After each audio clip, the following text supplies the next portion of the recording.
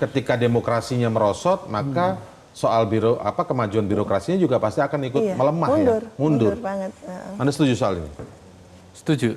Bahkan demokrasi di ujung kematian antara ditandai oleh pemimpin yang gemar menggunakan birokrasi sebagai instrumen kepentingan politik. Oh, justru sampai malah digunakan untuk itu ya?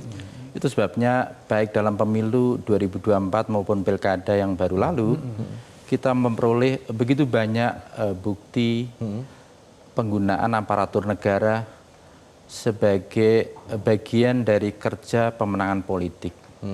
Indikasi mungkin bukan bukti ya Mas, indikasi ya? Saya kira laporan dari berbagai daerah cukup besar sekali dan tugas kita kan bukan membuktikan. Tugas seorang intelektual adalah merasakan keluh kesah yang berkembang di masyarakat. Tugas polisi, kejaksaan adalah membuktikan dan mencari bukti itu sendiri. Dan saya kira yang terpenting hari-hari ini adalah bagaimana birokrasi itu betul-betul netral. Karena yang terjadi adalah birokrasi telah menjadi alat dan kepentingan politik itu sendiri. Itu pertama. Yang kedua adalah birokrasi mengalami transformasi yang begitu personal. Sehingga pengabdian tidak didedikasikan untuk rakyat, tapi untuk penguasa itu sendiri. Sehingga yang terjadi adalah kesetiaan birokrat, aparatur negara bukan pada negara, bukan pada rakyat, tapi kepada mereka yang berkuasa. Akhirnya apa? Akhirnya mereka menjadi budak kekuasaan itu sendiri. Dan budak itu adalah rendah manusia karena mereka kehilangan kebebasan untuk memberikan yang terbaik kepada rakyatnya. Dan ini menjadi titik nadir dalam perjalanan bangsa ini. Bagaimana birokrasi dieksploitasi untuk kepentingan politik dan pemimpin harus bertanggung jawab. Kalau birokratnya itu ingin menjadi birokrat yang profesional, birokrat yang memang berbasis meritokrasi, tetapi kalau usernya secara paternalistik memaksa menggunakan mereka untuk kepentingan-kepentingan di luar pelayanan publik, susah juga dong. Berarti kita berharap pada birokrat, kata birokratnya kita diminta juga untuk melakukan hal ini itu dan di luar kerja mereka. Itu kan yang sudah diprediksi oleh Max Weber. Bahwa birokrasi yang berkembang terutama di Asia itu adalah birokrasi yang patrimonialistik itu sendiri. Sementara negara maju itu ditopang oleh birokrasi yang rasional, yang modern, yang efektif dan efisien.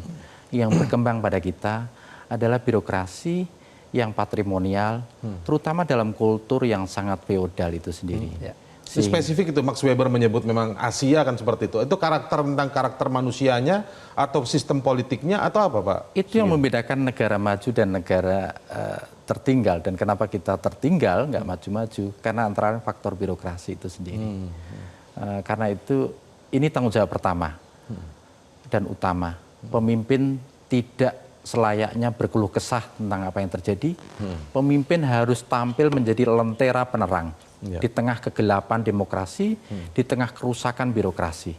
Sebagai lentera penerang, maka pemimpin harus menghadirkan solusi atas kerusakan birokrasi yang dipakai sebagai instrumen kepentingan politik partisan itu sendiri. Karena itu lentera penerang harus ditunjukkan pemimpin dengan pertama memberikan satu keteladanan bahwa birokrasi harus semata-mata untuk pelayanan publik. Kenapa demokrasi kita buruk? Karena korupsinya tinggi sekali. Korupsinya tinggi terbukti pada pelayanan publik yang begitu rendah. Coba kalau kita hidup di negara-negara Skandinavia, terutama Nordic country, Oslo, Swedia, Islandia, itu negara-negara yang tingkat korupsinya amat sangat rendah dengan pelayanan publik yang begitu bagus. Kita hidup di satu negara yang korupsinya begitu tinggi, dan antara lain dibuktikan dengan pelayanan publik yang begitu buruk itu sendiri. Kalau pelayanan publiknya buruk, sementara negara menuntut peningkatan pengenaan pajak, ini justru jadi bertolak belakang nih jadinya. Nah, kalau catatan dari Pak Sukidi sendiri, masih ada asa tidak kita dengan pernyataan Presiden Prabowo yang sekarang menggebu-gebu menyampaikan bahwa kurangi seremonial, kurangi HUT, hemat, dan kemudian tidak ada koncoisme, koneksisme, dan lain sebagainya. Menurut Anda, apa yang kemudian bisa membuktikan bahwa Pak Prabowo benar-benar sesuai dengan apa yang disampaikan karena ada langkah konkretnya dalam waktu dekat atau mungkin dalam beberapa waktu ke depan? 100 hari misalnya. Kita belajar dari Bung Hatta.